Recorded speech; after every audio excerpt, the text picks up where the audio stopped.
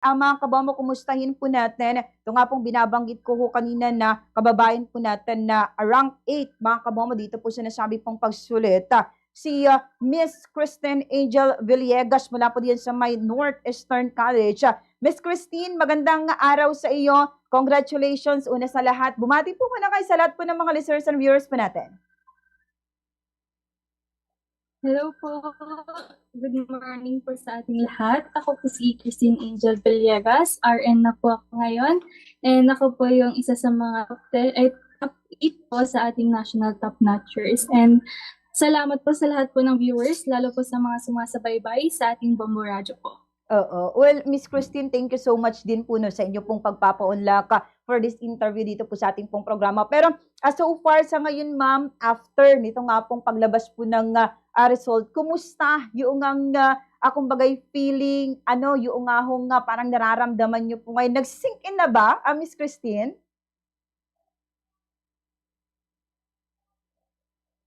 Honestly po, parang nananaginip pa lang po ako. Mm-mm. Parang lumulutang po yung pakiramdam ko sa ere na parang, totoo ba to? Hindi po ba to panaginip lang? Pero alam ko po na yun yung will ni Lord, kaya binigay niya po sa akin. And madami rin po kasi akong napagdaan ng challenges ngayong taon, kaya siguro ito yung way ni Lord para sabihin na deserve ko po yung ganitong achievement. At yung paghihirap ko po bilang student nurse is natumbasan po ng ganitong pagpapala po sa buhay. Oo. So, ito talagang maagang pamasko, no? Miss Christine, ito nga ay hindi ka lang po nakapasa, kundi bonus na ikaw pa po ay isang top notcher. Pero pag-usapan ho natin, kasi despite ng maraming mga pagbati ng eto, parang lubos na kasiyahan ngayon, pag-usapan natin yung mga challenges. Parang ano ba yung mga challenges, yung hirap na dinanas po ninyo bago po ma-achieve ito nga pong napaka-alaking achievement, Miss Christine? Okay po. Actually, marami po akong gustong i-share sa mga challenges ko kasi na-delay po ako ng pagka-graduate. Supposedly, graduate na po sana ako noong 2024. Mm-mm. Pero since nagkaroon po ng pandemic, na-extend po yung mga duty namin, kaya po nadagdagan po ng isang taon yung pag-aaral ko sa nursing school. And supposedly rin po, may po dapat ako ngayong taon magti-take, pero na-hospital po ako. Oo. Naisugod po ako sa ICU noon due to complicated UTI with symptomatic seizure. So, Oo. isang buwan din po akong pinagpahinga ng neurosurgeon ko, ay ng neurodoctor ko, para daw po ready po ako next examination. So, sabi ko nga po, masaya po ako kasi ni-redirect ako ni Lord na merong purpose po kung bakit po yun yung mga nangyaring delay. Kasi prepare niya po pala ako sa something greater na plan niya po sa akin. Pero anong naiisip mo, Miss Christine, at that time? Kasi parang nade-delay ka, lalong-lalo na iniisip mo na yung mga kabatch mo is nauna na sila. Parang, paano? Ano na yung thinking mo at paano mo na-overcome yung mga ganong klaseng scenario? Ang pinaghahawakan ko po nun is God's timing is always perfect. Mm-mm. Yun po talaga yung tinuro sa akin ni Lord na magtiwala po talaga ako sa mga plano niya. Kasi alam ko po na sabi nga po, the longer the wait, the sweeter the victory. Yun po talaga yung mantra ko habang nagre-review po ako simula pa po January. Oo, well, napakaganda, no, ng binanggit po, Miss Christine. Pero doon tayo sa review. Kasi I know na hindi basta-basta yung pagre-review doon sa, in any kinds of a board exam. Pero sa'yo, ano yung parang pinakamahirap? Ano yung ito hindi mo makakalimutan, especially doon sa, during the review mo, during the review journey mo, Miss Christine?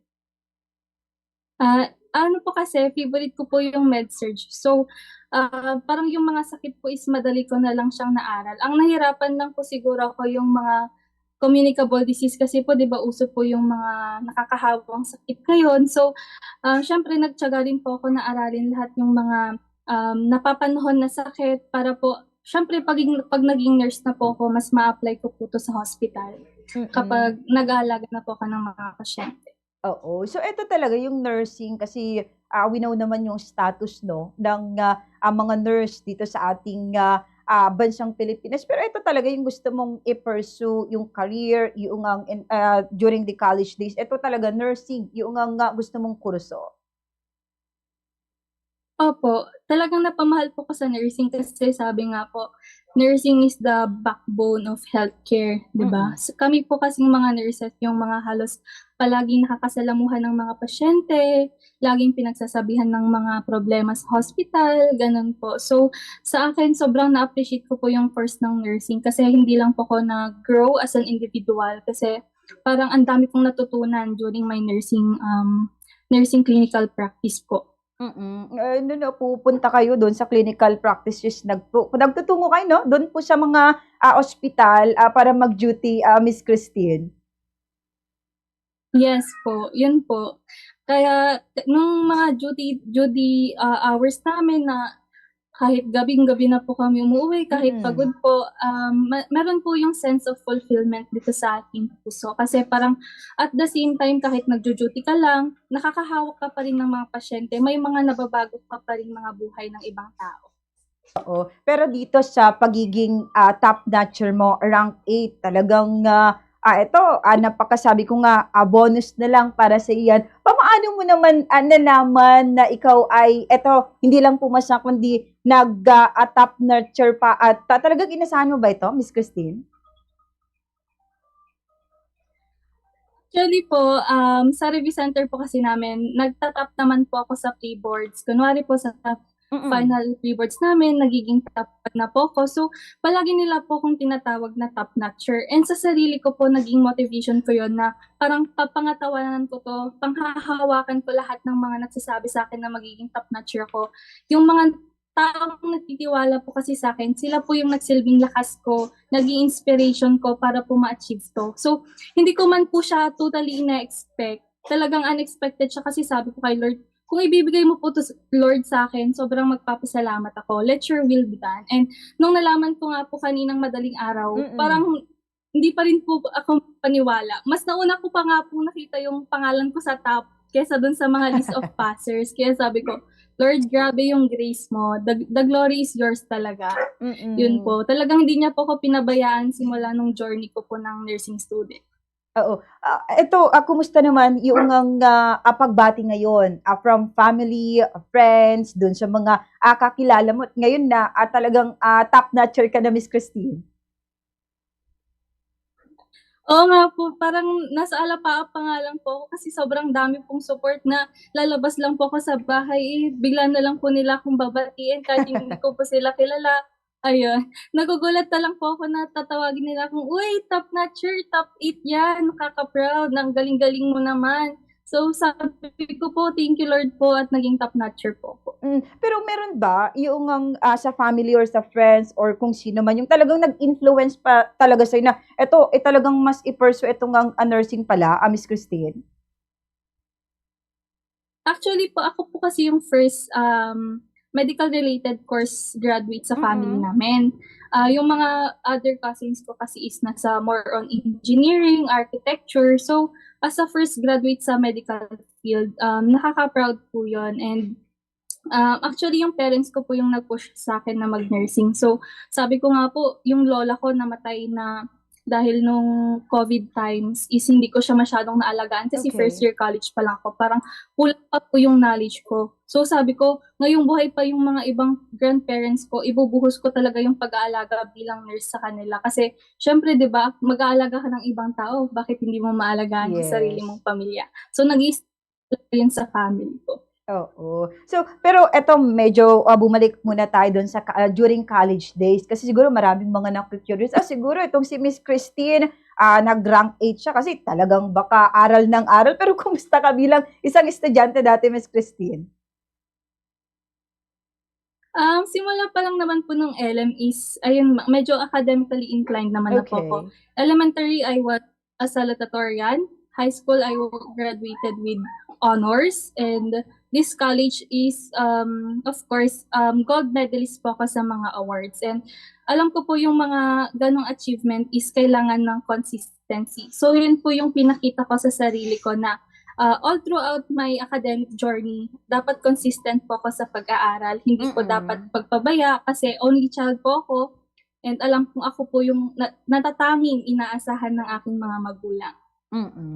Okay. Well, ito Miss Christine, after po nito nga hong, paglabas po ng result at napakalaking achievement nga po sa inyo yung nga pong pagiging top-notcher. Meron na po ba yung mga tumatawag sa inyo to somehow opening opportunities para ho sa iyo, Miss Christine? At ano po yung pagpaplano po ninyo ngayon?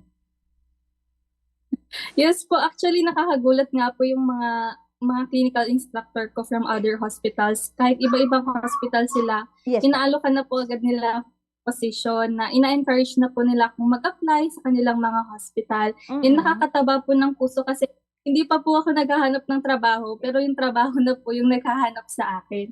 And pati po yung sa sa Merch Review Center po, dito sa Santiago City branch, sa tapat po ng KFC sa Save More. Ayan, magiging review coach daw po nila ako. Para daw po ma-inspire din mga other student para mag-excel. Well, congratulations, no, Miss Christine, ngayon pa lamang na talagang dami ng opportunity na bumubuhos sa iyo. Pero ito, ibibigay ko na lamang, no, Miss Christine, itong ang pagkakataon. Kung meron po kayong mga mensahe, paalala, or ito, pag gusto pong pasalamatan sa lahat po ng mga nakikinig, nanonood, yung ang naging parte ng journey nyo nito hanggang sa college days, hanggang sa ito, lumabas po yung ang result ng examination. At kung meron kayong tips, para po doon sa mga, gusto din pong mag-take ng nursing and of course, yung magti-take po ng board examination. Miss Christine, let's go ahead po.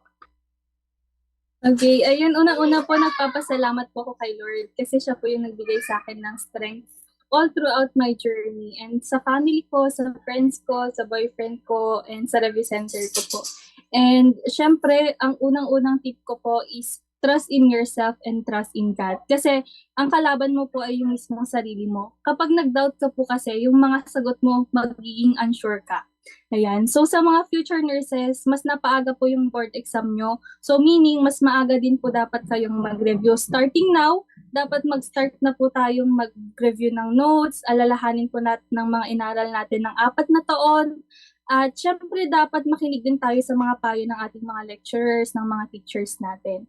Ayan. And ang masasabi ko din na i-share ko is magsulat po tayo ng mga notes, future nurses. Kasi habang sinusulat po natin yung mga notes natin, mas natatandaan po natin sila. So yun po yung naging sekreto ko kung paano ko po natandaan yung mga inaral ko.